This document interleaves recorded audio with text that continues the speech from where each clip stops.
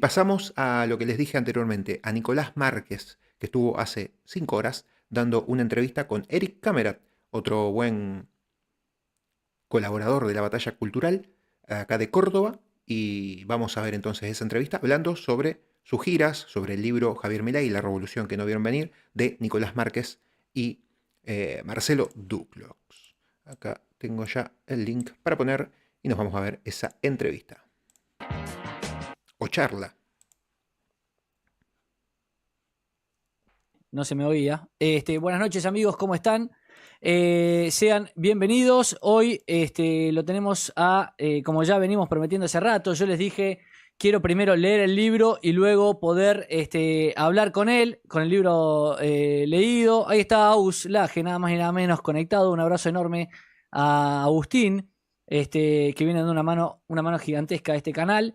Y por otro lado lo tenemos de invitado al gran Nico Márquez, gran amigo, para hablar de este libro que tengo acá mismo, de este libro que escribió hace muy poco tiempo y que ya está entre los más vendidos, así que me parece que va a ser una charla imperdible. Y el jueves Nico me estuvo dijo en que está con Mendoza, tiempo, Argentina, Nicolás. así que vamos a ir, yo quiero, digamos, De a nada, Jessy. diferencia, y ahora le voy a decir eso a Nico, a ver qué me Ya dice, a estaremos diferencia de ahondando lo más que en lo le de han hecho México. en varias entrevistas que le hicieron más a nivel nacional, Tenenbaum y TN, etcétera, que nosotros le hemos transmitido por acá, donde a Nico lo llevaron y casi no le preguntaron por el libro, buscaban la forma de pegarle a Milei a través de Nicolás, en vez de hablar del libro.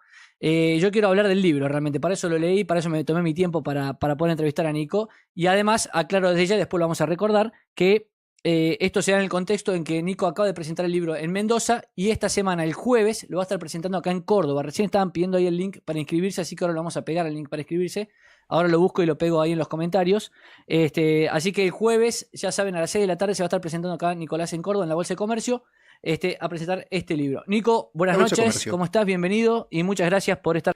Voy a ver si puedo ir. La Bolsa de Comercio no me queda tan lejos. Me queda a unas 15 cuadras. Así que voy a ver si puedo ir. 6 de la tarde jueves.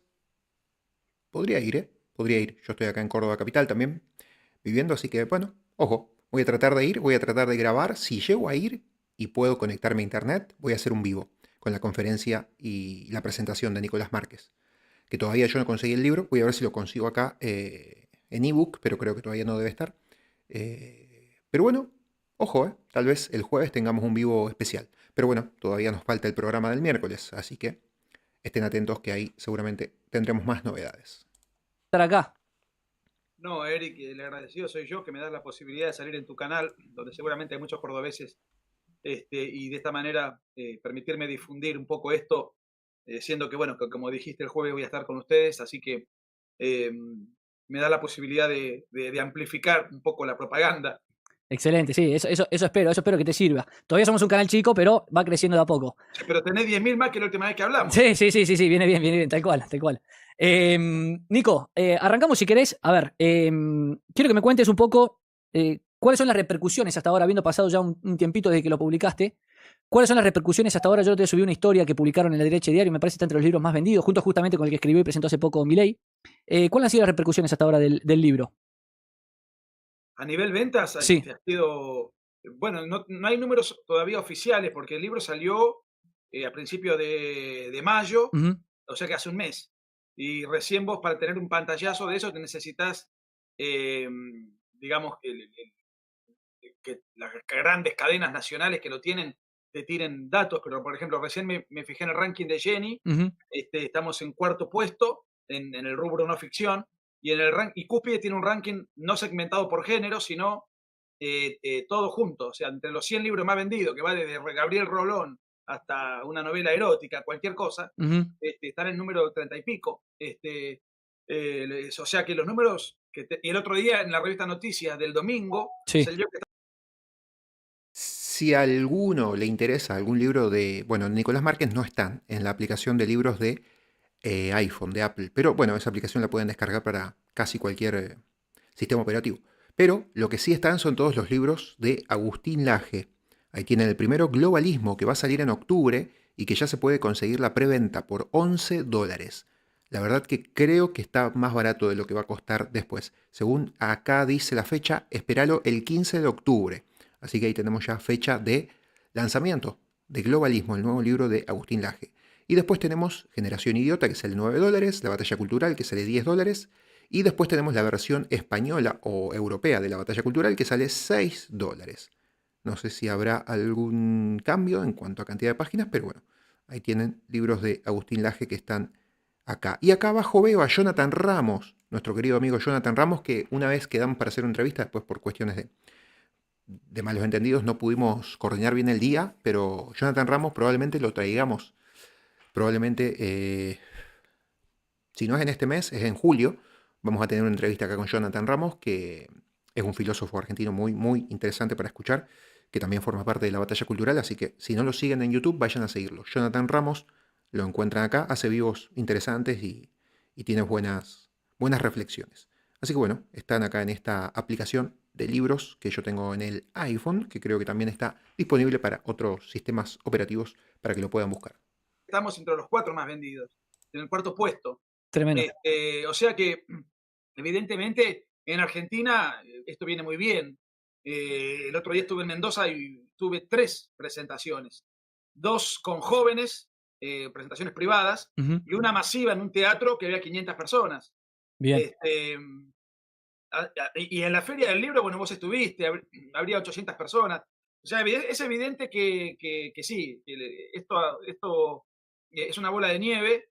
Y además, bueno, esta semana tengo que estar en Córdoba, después en Río Cuarto y el lunes 10 en Santa Fe.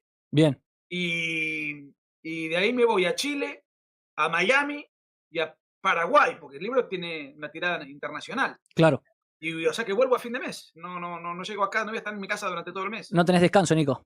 No, y después, o sea, como vienen las vacaciones, en julio se genera un corto, y después tengo que hacer en agosto Bolivia, Colombia, Perú y Ecuador. Bien. Tremendo la gira. Cansadísimo. Nico, justamente te iba a preguntar eso, porque Milei claramente es un fenómeno, no es solo un fenómeno nacional, sino que es un fenómeno internacional. Sí, claro. Cómo se viene promoviendo y cómo viene llamando la atención, ¿no? Como pasó en su momento con Donald Trump y como pasó con Bolsonaro también en alguna medida. Le interesa a gente de todos los países. ¿A cuántos idiomas se está traduciendo el libro? Al polaco, al italiano, al inglés y al portugués. Tremendo. Sí, tremendo. Al polaco, tremendo. por ejemplo. Eso es algo llamativo, ¿eh? Sí, efectivamente. Muy llamativo. Nico, como decía yo recién en la introducción, quiero que hablemos un poco del libro en sí.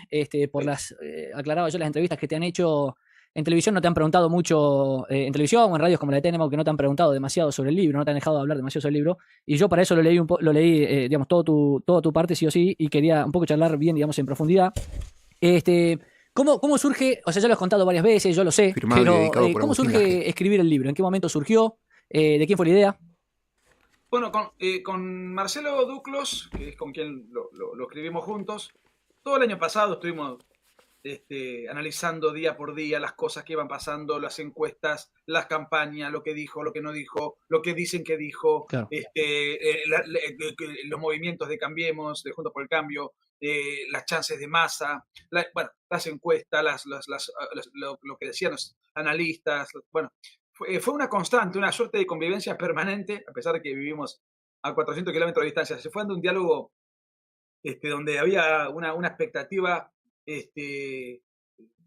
un gran signo de pregunta, no sabíamos lo que iba a pasar. Y hasta que explota todo el día de las PASO cuando gana.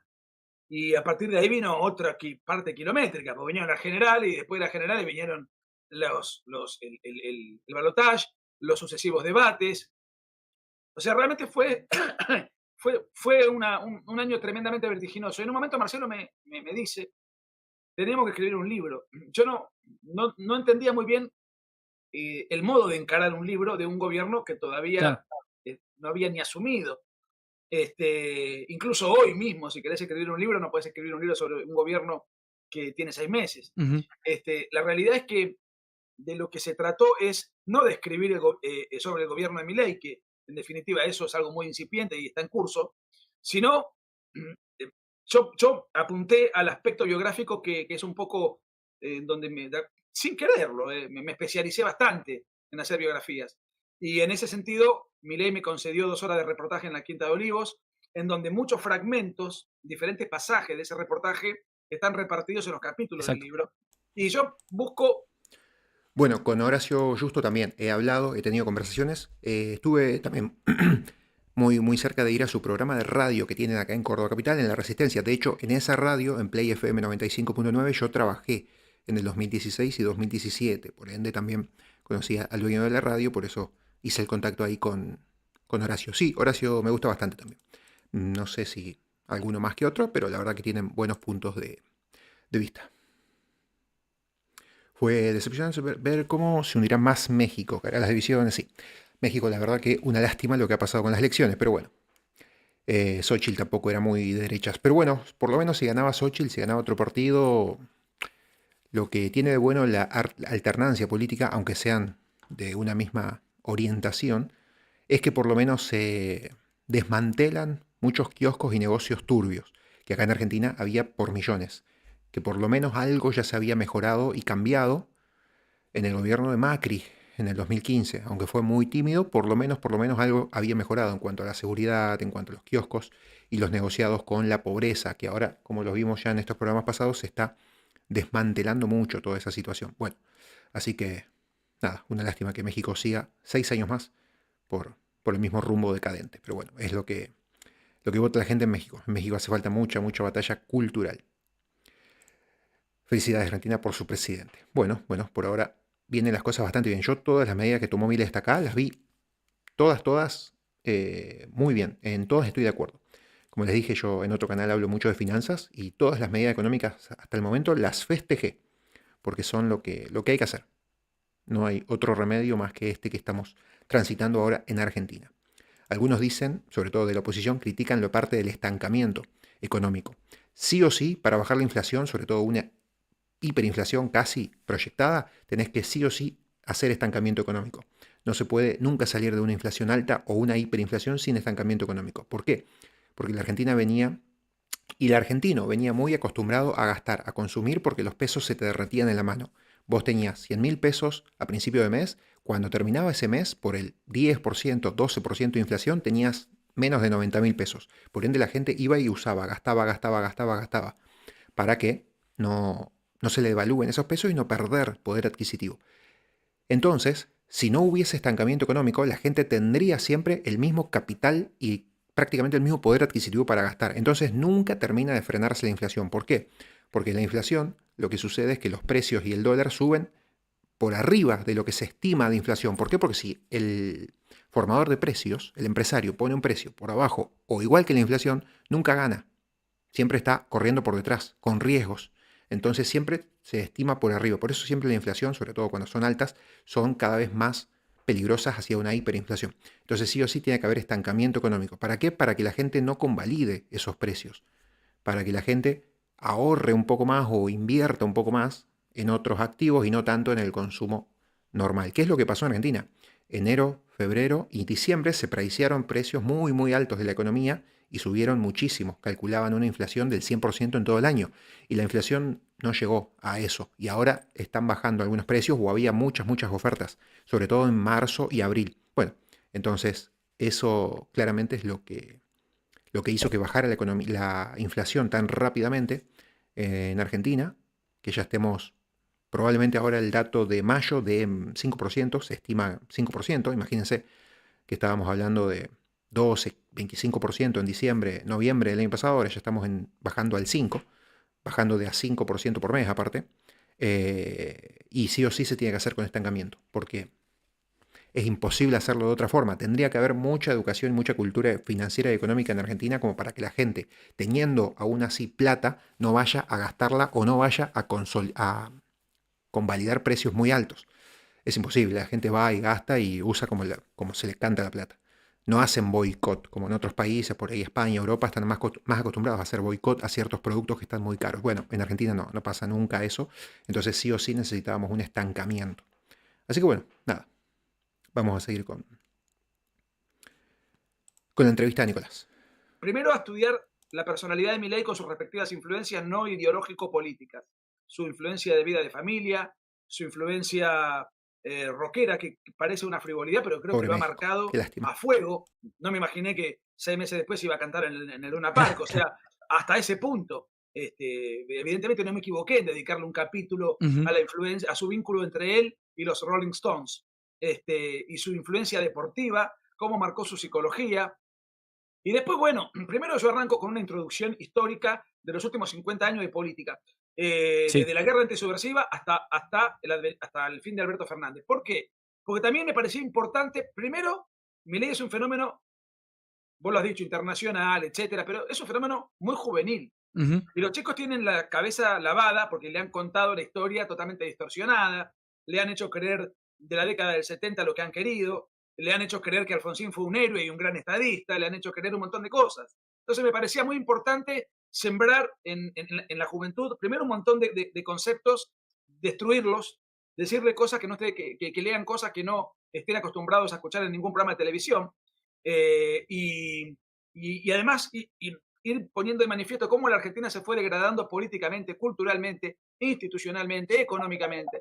Entonces, desde ese punto de vista, me parecía que la introducción vale. Y además, eso pone en qué escenario aparece el Milei presidente o el Milei político. Y ahí, cuando termino con Alberto Fernández, arranca el personaje Milei. El personaje, la construcción del personaje, su psicología, su carácter, cómo él mismo va revisando sus influencias ideológicas, porque no fue siempre liberal o libertario, y sus primeras apariciones en la televisión, y cómo va creciendo como una bola de nieve su presencia mediática. ¿Y por qué crecía? Porque causaba rating. ¿Y por qué causa rating? Bueno, porque se entremezclaba un economista con un showman, con una estética rockera, con rasgos explosivos en la manera de comunicar y de discutir, y con ideas absolutamente disruptivas, y que además no tiene ningún filtro verbal para decir lo que piensa. Puede ser que ahora como presidente tenga que manejar algunos protocolos, pero por lo menos mientras él no tenía un compromiso institucional, Claro. y bueno, y a partir de ahí se va generando una bola de nieve, donde no podía ni caminar por la calle, donde aparecían fans de todo tipo y color, con remeras, con banderas, con fundas de celulares, con un merchandising, una cosa, fue un fenómeno que ya era para ser analizado, ¿no? Y cuando decide meterse en política, tuvo un muy buen comienzo, pero paradojalmente en la ciudad donde peor le va, que es la ciudad de Buenos Aires. Entonces, precisamente por eso, si le sumamos que cuando decide ser candidato a presidente, las elecciones provinciales previas a la elección nacional no fueron buenas, él no estaba en la boleta, yo creo que ningún analista político tomaba a Milei en serio como un presidenciable. Lo tomaban como un buen tercero, Sí. lo cual ya era un logro, era algo muy meritorio, pero no que se genere semejante epopeya con un partido político inexistente. Recién ahora están armando la Libertad Alianza, la Libertad Avanza, a nivel jurídico institucional como partido nacional, con una fiscalización amateur, con muchos políticos amateurs, jóvenes muchos, sin plata, sin pagar plata en internet, y luchando contra políticos profesionales que además de tener recursos ilimitados, porque los grandes empresarios ponían plata en los que ellos creían que iban a ganar, además contaban con todo el aparato pornográfico del Estado, Sí. volcaban sus respectivas provincias para beneficio de su propio partido. Y entonces, para mí esto es algo de una película. Algún día, más adelante, ¿Quién sabe? será una película de eso. Sí, sin dudas. Nico, te decía, a ver, vos arrancás, como bien mencionaste, de todo, digamos, y hay varios puntos de los que mencionaste que me gustaría profundizar un poquito más. Primero vos arrancás diciendo, le hiciste una entrevista a Milei. Sí. Hay una parte, o sea, eso es una gran anécdota a mi modo de ver, que me llama mucha atención, esto de conociste Olivos. Agustín Sí. también nos ha contado que conoció Olivos en otra oportunidad. Sí. ¿Cómo es Olivos? ¿Cómo fue para que Milei te diga, vení, entrevistame acá? ¿Y qué sentiste vos? Cuando yo asimilo la idea que plantea Marcelo, Marcelo, ¿qué es lo que quería hacer? En la parte de él, que es la segunda mitad del libro, quería contar el pensamiento libertario según Milei. Claro. Como él es libertario y ha leído y mamado toda la bibliografía libertaria, me refiero a Marcelo, la conoce muy bien, entonces es un excelente intérprete de Milei. Entonces, tenemos por un lado al personaje, que eso es lo que me tocó a mí, Y por otro lado, cuáles son las ideas y hacia dónde está arrastrando el país, o hacia dónde lo intenta llevar. Claro. Entonces me pareció un buen complemento, digamos, como que el libro era bastante completo para entender de qué se trata todo esto. Ahora, le mando un mensaje, hablo con la editorial, de Hojas del Sur, que enseguida se entusiasmó con la idea, Claro. nos dio todo el apoyo, y le escribo a Javier, y en ese momento Marcelo Duclos estaba en Tokio, paseando. Ajá. Le llamo y le digo, che, tenemos el ok, esto, el otro, y Javier me va a conceder una entrevista. A la semana se comunica conmigo Karina Milei, y ahí lo hablo con Javier, y Javier me llama, yo estaba desayunando 10 de la mañana, febrero, un calor, 10 de la mañana en un bar, y me dice, ¿querés venir hoy? Dice, 5 o 6 de la tarde.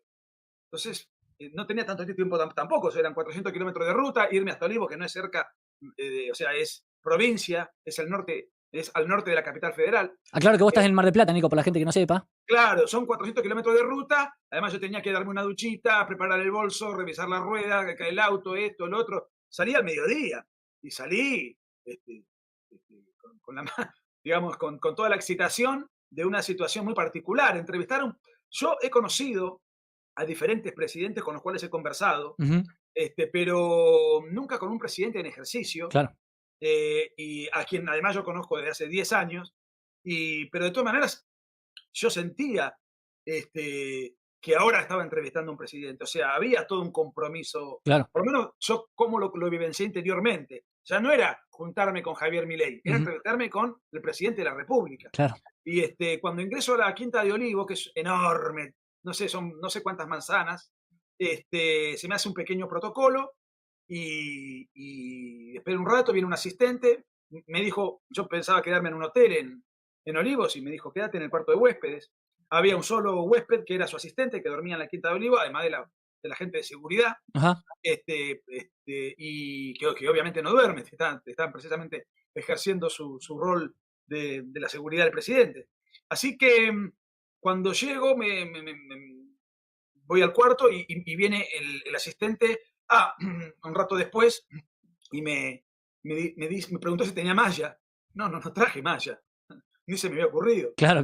Y me dijo, bueno, te presto, a ver, te consigo una, te espera el presidente en la piscina, y ya serían las 7 de la tarde, no recuerdo exactamente, pero Milei hace, por lo menos en verano, una rutina de caminar de lado a lado de la pileta con el agua al cuello. Ajá. Camina. Y te digo que es un ejercicio. A modo de ejercicio, claro. Lo acompañé 1 hora 20, 1 hora y media, no puedo precisar. Charlamos de un montón de cosas, de políticas. Estaba discutiendo la primera versión de la ley Bases en esos días. Lo noté muy tranquilo, muy sereno, muy optimista. Y cuando terminamos, me dice, bueno, te espero en media hora, si cenamos y hacemos la nota.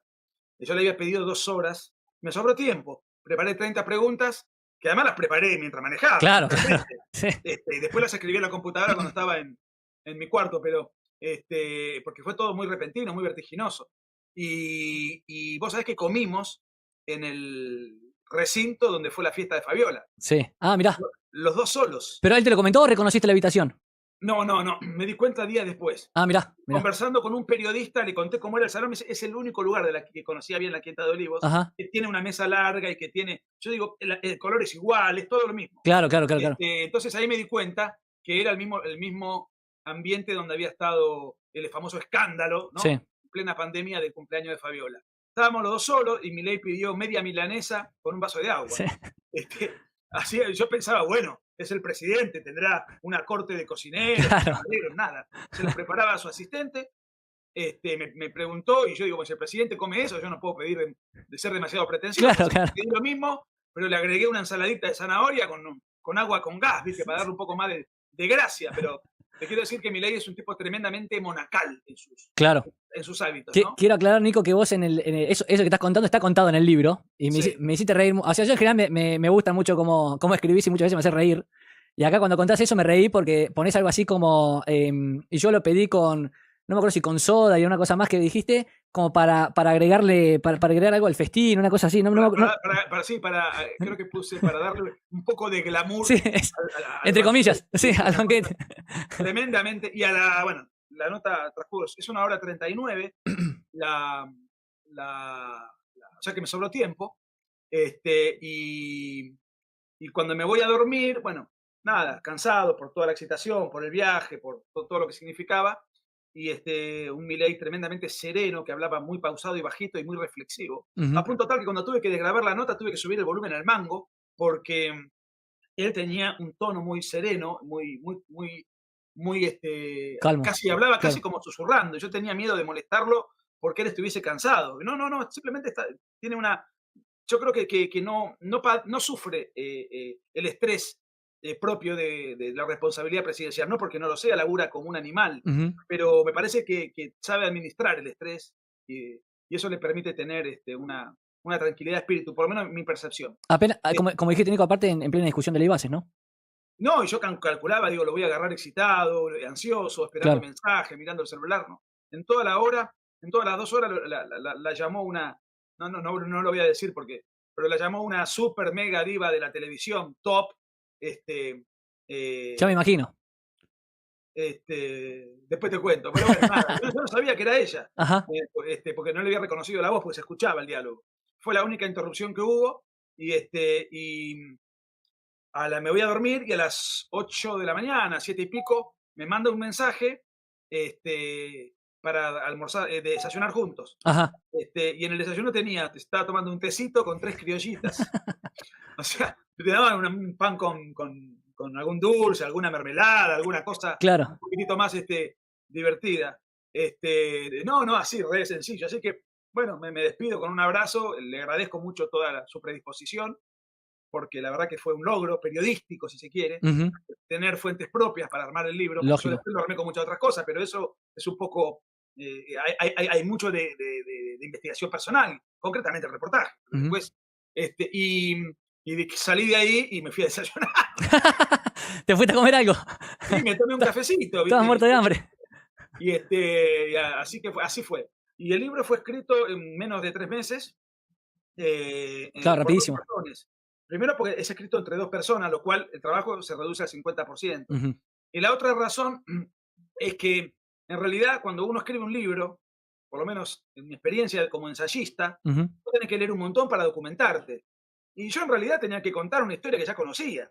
Sí, obviamente, respaldarla, buscar, hay muchas citas, pero en realidad es una historia que yo ya conocía, es una vivencia personal. De hecho, está escrito en primera persona, nunca escribí un libro en primera persona. Claro. Y Marcelo también lo pudo hacer extremadamente rápido, porque si bien hay muchos autores libertarios que han influido sobre Milei, él ya los tenía leídos. O sea, no tuvo que meterse en el universo del pensamiento libertario para averiguar de qué se trata y de ahí Claro. armar el esquema. Entonces, eso se pudo hacer a una velocidad inaudita y además, bueno, la editorial nos decía si podíamos tenerlo listo para esa fecha para poder hacerlo en la Feria del En la Libro. Feria del Libro. Claro, porque era un evento muy especial. Ujú. Y el libro tiene muchas anécdotas desopilantes, y bueno, creo que está escrito en un lenguaje muy popular, e Sí. incluso toca temas populares, toca el rock, toca el fútbol, toca anécdotas de la vida cotidiana, el rol de Karina Milei, bueno, toda una serie de cosas que tienen que ver precisamente con el político más taquillero del mundo en este Ujú. momento. Entonces, desde el punto de vista comercial, es, ha sido una muy buena idea de Marcelo. Desde el punto de vista de si el libro es bueno o no, obviamente yo creo que sí, porque si no, no lo hago. O sea, Claro. confío en lo que hago. Pero en definitiva eso es una pedantería que lo diga uno mismo. Todos los comentarios de toda la gente que lo ha leído son muy buenos. No, yo lo leí.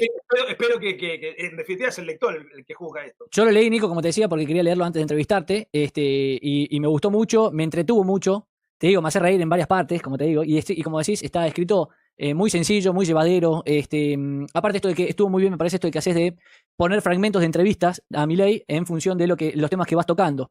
Eso me pareció fantástico. Y te quería preguntar, o sea, yendo un poco al libro así en concreto, vos arrancás, como dijiste, con el medio siglo de decadencia, ¿no? O sea, Sí. explicando, digamos, lo que pasó los últimos 50 años políticamente para que además se entienda cómo llega Milei al poder, porque tiene un contexto, obviamente. ¿Te costó mucho? Porque, digamos, realmente resumís 50 años complicados en Argentina, con todo lo que pasa en Argentina en 50 años políticamente, porque si fuera Suiza es otra cosa, pero acá pasa mucho. Escribís en pocas páginas eso. ¿Te costó mucho resumirlo? No, porque, bueno, ¿sabes qué? Tiene que ver con lo que te decía yo. O sea, es una historia que yo ya conozco. Claro. Claro. y más o menos tuve que actualizar cosas. Nunca había escrito sobre el gobierno de Alberto Fernández, ni sobre el de Macri. Ni sobre Alfonsín. Sobre Alfonsín había escrito. Pero bueno, entonces te diría que es casi lo único que me repito. Pero había escrito hace 20 años. ¿Qué tenías escrito sobre Alfonsín, Nico? Había escrito sobre Alfonsín en mi libro La mentira oficial, pero es un libro que salió en el 2006, sí. De manera tal que incluso muchos que hoy leen eso ni habían nacido en esa época. Claro. Entonces digo, bueno, eso... No, y Menem también. Alfonsín y Menem ya estaba armado. El resumen de la guerra antisubversiva lo conozco de memoria porque creo que es el tema que yo manejo, y entonces me fui a los datos y más que nada a darle un enfoque para que la gente conozca lo que pasó muy rápido. Y sobre el kirchnerismo,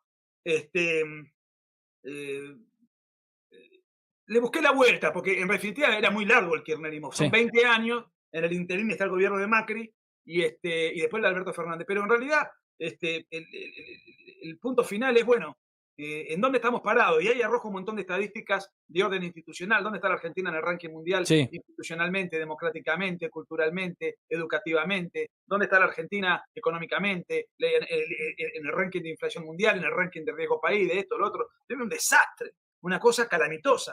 Entonces, una vez repasado todo eso, bueno, esa es la Argentina en la cual Milei se consagra presidente. Y después, obviamente, explico toda la historia de Milei hasta que llegue como presidente, pero lo pongo en ese contexto. No me costó mucho. A ver, fue hecho en 2 meses y pico. Sí, claro. Y además que lo que más me costó fueron las correcciones, porque vos escribís el trabajo y después ves 10 millones de imperfecciones. Claro. Te repetís palabras, manejás mal algún verbo, errores tipográficos, errores ortográficos. Y eso parece una pavada, pero eso lleva su tiempo. Y después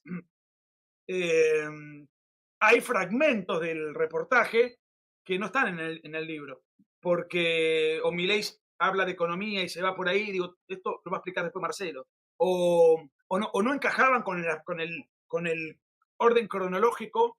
Entonces, no todo el reportaje que yo hice está en el libro, sino una parte importante, un 70%. Claro.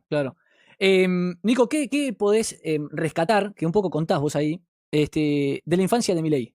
Fue una infancia muy, muy dura, tiene un vínculo muy fuerte con la hermana, cuéntanos. Eso él lo ha dicho varias veces. Hay preguntas que yo le hago que ya le han sido hechas, pero que eran necesarias, y a lo mejor él podía agregar otros aspectos. Claro. Pero cuenta de una infancia tremendamente dura, una infancia donde había mucho maltrato, incluso físico. Cuenta alguna escena de maltrato físico. Sí. Se entusiasma con la economía a los 11 años de edad. Él nació en el 70 y lo primero que ve es la crisis cambiaria del plan de Martínez de Oz. Y después de eso empieza a estudiar economía ya en plena hiperinflación de Alfonsín. Fueron 2 hitos que lo marcaron. Bueno, pero en ese interín, desde muy chico, él empezó jugando al fútbol. Y desde muy chico, al baby fútbol. O sea, yo que he jugado al fútbol, el baby fútbol es fútbol 5, sí. A los 6, 7 años, una cosa muy... donde ya era arquero. Y en general uno subestima al arquero, ¿no? Sí, totalmente. Y él te da una explicación que a mí me parece muy, muy interesante de cómo él ve al arquero, ¿no? En el sentido de que es el único que se viste distinto. Milei es un presidente que se viste distinto. Claro. Es un político que se viste distinto. Es el único que tiene atribuciones que no tienen los demás. Por ejemplo, el Poder Judicial, todos los jueces tienen más o menos, según el rango, atribuciones comunes. Lo mismo los diputados y los senadores. El único que tiene atribuciones que no tienen los demás es el presidente. Exacto. Y que además es un poder unipersonal. Ni siquiera la vicepresidenta es miembro del Poder Ejecutivo, salvo cuando el presidente viaja al exterior. Exacto. Y los ministros tampoco son parte del Poder Ejecutivo. En todo caso, son colaboradores del Poder Ejecutivo. Y el arquero está solo. Y está tan solo que además, cuando tu equipo mete un gol, nadie va a abrazarse con el arquero. Sí. Y si además el arquero comete un error, pierde el partido. Es decir, y todo el mundo se va a acordar del arquero. Sí. Es decir, entonces él habla de que hay que tener una tremenda psicología para estar en el arco. Recordemos que llegó a jugar en primera división. Entrena solo el arquero, no entrena con el resto del equipo, tiene una gimnasia especial, una alimentación distinta, trabaja mucho los brazos, el pecho, porque como tiene otro tipo de esfuerzo distinto del jugador común. Y además el arquero no puede desaparecer. Claro, claro. Cualquiera que ha jugado al fútbol en cancha grande, Sí. sabe que a veces Te perdés. si estás cansado caminás un poco, Claro, o si claro, tenés un partido flojo, das el pase y que se le arregle el otro, claro, te escondés un poco en el tumulto. El arquero no puede hacer eso. claro. El arquero no puede cometer error, y el presidente, si comete un error, repercute sobre la totalidad del país. Ujú. O sea Nico, que estas son, esto me interesa, ¿estas son cosas que te las marcó él? ¿O que te dijo algo, te insinuó algo y vos después empezaste a atar y dijiste, ah, no, pero acá hay un montón de cosas detrás de esto de ser arquero? No, bueno, lo que pasa es que él me cuenta, pues yo le digo, o sea, por los rasgos psicológicos o que se visibilizan de tu personalidad, Sí, yo te imagino como un delantero claro, agresivo. claro, Pateás al arco con ansias de reventar la red del equipo rival, ¿no? claro, No te imagino en una postura defensiva, atajando tiros. Vos no sos un tipo defensivo. claro. Para mí. Entonces él ahí me cuenta todo esto. Ah, ok, ok. Eh, y, y en definitiva es el puesto más individualista de todos. Ujú. Y de hecho, el libertarianismo hace del individualismo un culto. Sí, exacto. O sea que a mí me da la sensación de que, y además es muy solitario el puesto del arquero, y Milei es un tipo solitario. O sea, no digo que no tenga vida social, no digo que no tenga sus afectos, sus amigos, sí, pero es alguien solitario. De hecho, en la quinta estábamos él y yo, su asistente, punto. Ujú. Y el asistente simplemente venía de a ratos a decirle di de comer a los perros, o no había, prácticamente no había recibido llamados. De Está- hecho, en lugar de trabajar en la Casa Rosada, él prefiere trabajar en la Quinta de Olivos, o sea, ni siquiera trabaja con los ministros. Ujú. Sí se reúne 2 veces por semana, da las directivas y después trabaja solo. Sí, se reúne obviamente con el ministro de Economía, tiene reuniones diarias, segura, pero en general él ha elegido un lugar de trabajo y en todo caso se comunicará hoy por medio de la tecnología. Claro. Entonces, desde ese punto de vista, me parecía que la analogía con el fútbol no estaba mal, Ujú. y ni tampoco con el rock, ni tampoco con el famoso bilardismo, que para los que nos miran por ahí desde afuera no saben bien de qué se trata, pero es una filosofía popular futbolera a la que él adhiere y que es coincidente con su manera de manejarse. Ujú. Es obsesivo en el trabajo, perfeccionista, y él lo que quiere es ver resultados concretos, no es, y bueno, desde ese punto de vista, sin ser hincha de Estudiante de La Plata ni nada, que es donde se concentra el bilardismo, Ajá. por alguna razón, desde muy chico, él ha sentido algo en él, en la figura de Bilardo, que lo ha marcado, y también se hace fan de los Rolling Stones Sí, en una época donde no se escuchaban los Rolling Stones. La claro. década del 80, que es mi década, donde yo crecí con la música de los 80, Ujú. los Rolling Stones no existían. O sea, eran una banda de los 60 y 70, Claro. y eran en todo caso los chicos malos, los malos respecto de los Beatles, que vestían saco y corbata, que eran simpáticos. Entonces eran malos, vivían con escándalos, Hay, eran provocadores, tenían un sonido sucio, letras elevadas de tono. claro. O sea, entonces, y una estética, digamos, llamativamente, qué sé yo, pendenciera, si se Sí. quiere.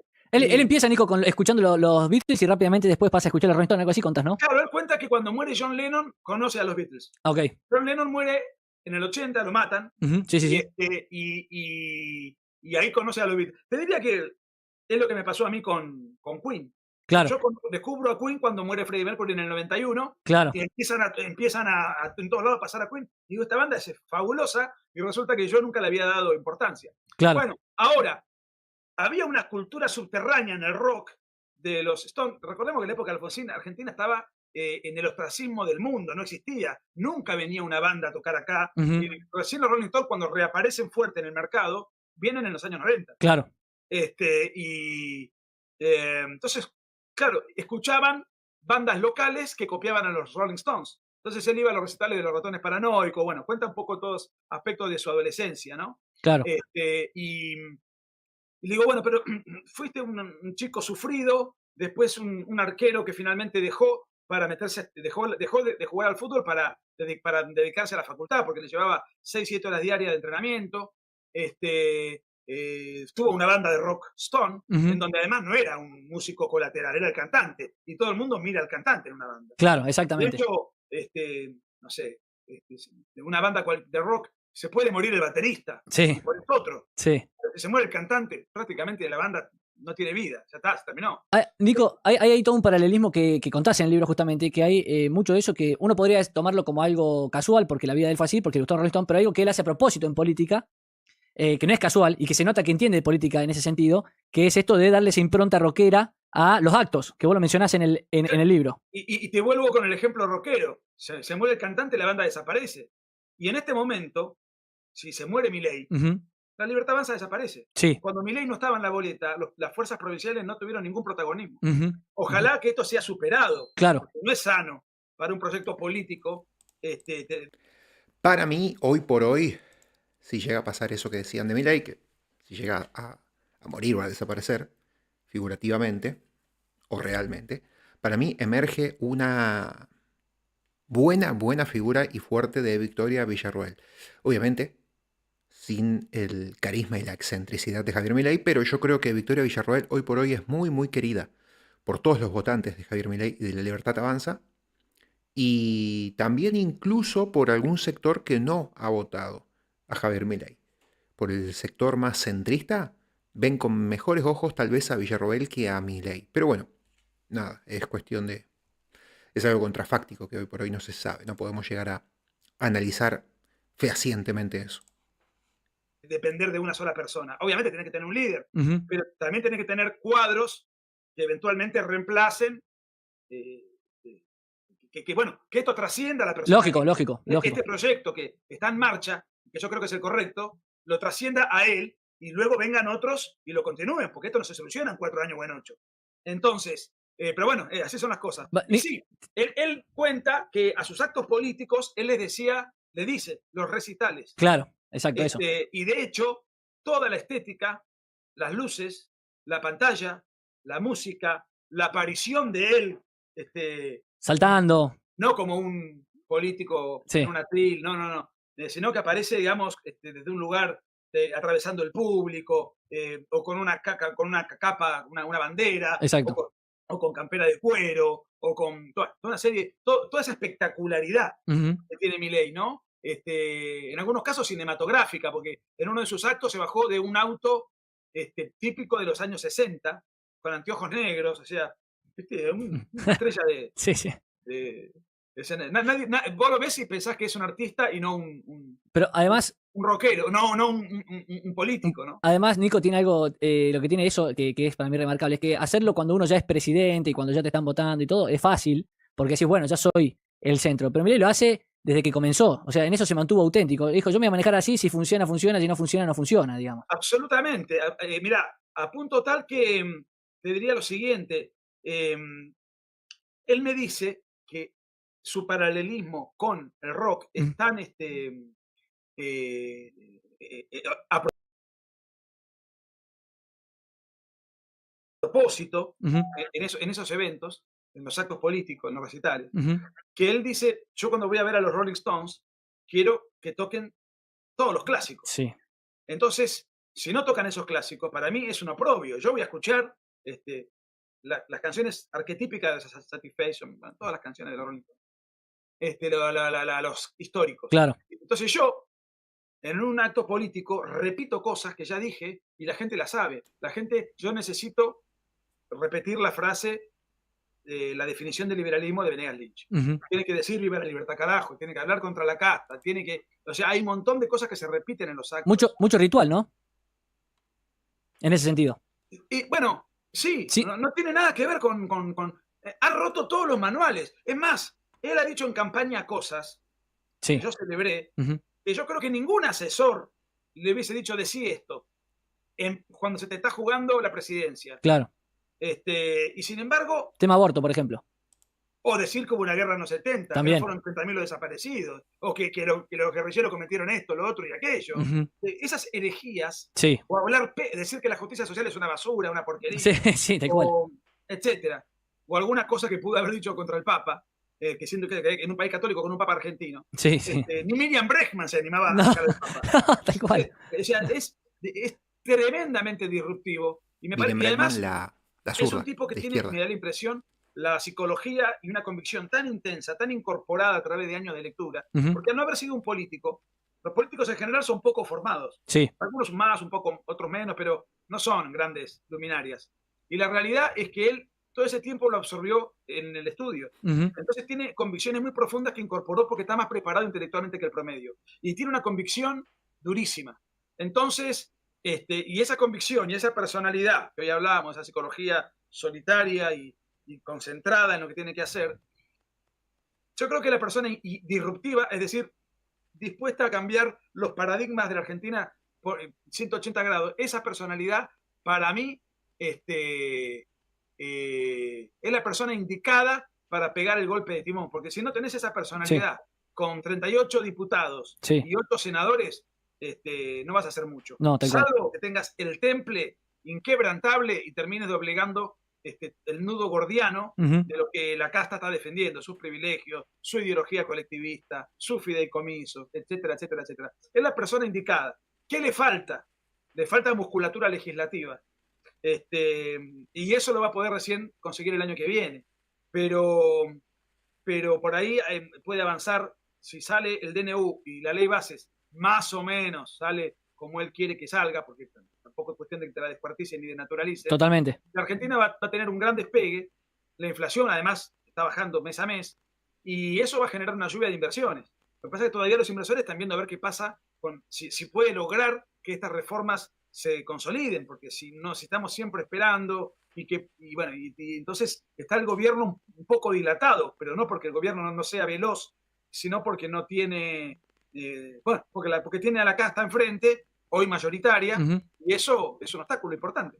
Nico, bueno, vamos a dejar hasta acá esta entrevista a Nicolás Márquez. Se estaba poniendo bastante buena en cuanto a contenido. Acá en la última parte queda más o menos mitad de entrevista. Se las voy a dejar acá en comentario fijado o en la descripción de este video, el video completo, el vivo de Eric y el canal para que vayan a seguirlo aparte y bueno, vayan a ver el video completo. Lo dejamos en el minuto 48 por si a alguno le interesa.